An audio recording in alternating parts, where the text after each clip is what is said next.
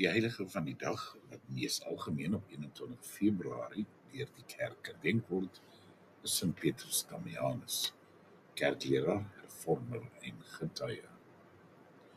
Petrus Damianus was 'n briljante geleerde, 'n hervormer en 'n man van gebed.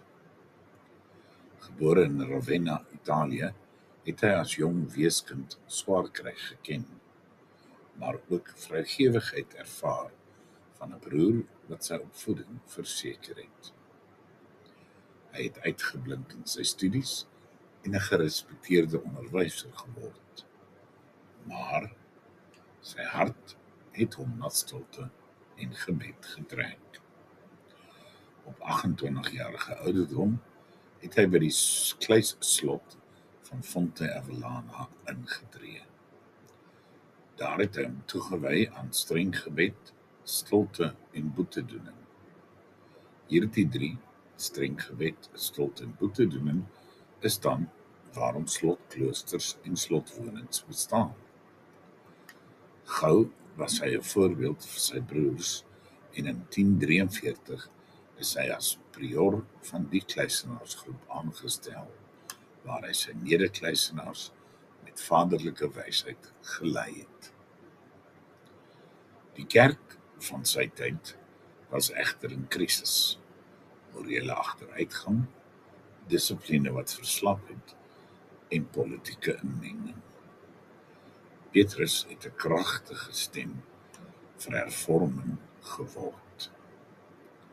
Hy het omvattend geskryf en geestelikes en leke ewewel opgeroep tot heiligheid, tot integriteit en tot vernuwing. Sy werk het die groot Gregoriaanse hervorming beïnvloed en die kerk vergeslagte gevorm.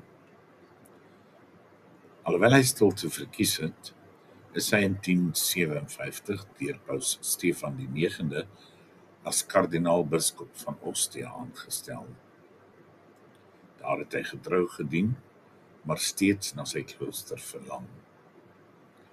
Uiteindelik kon hy na sy slotklooster terugkeer, en selfs daar het hy aangehou om pause, geestelike en wêreldleiers deur sy briewe te adviseer, altyd met 'n oproep tot getrouheid aan Christus en die evangelie. Petrus het in 1072 naby Faenza gesterf en is in 1828 as kerkleraar verklaar. Hy word onthou as 'n kampvegter vir hervorming, 'n meester van geestelike dissipline en 'n man wat sy lewe in getroue diens aan God gegee het. Hy herinner ons dat ware hervorming by gebed en integriteit begin.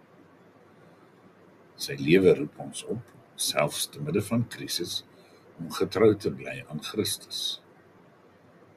Sy voorbeeld inspireer die kerk en die wêreld om met nederigheid, wysheid en liefde te dien.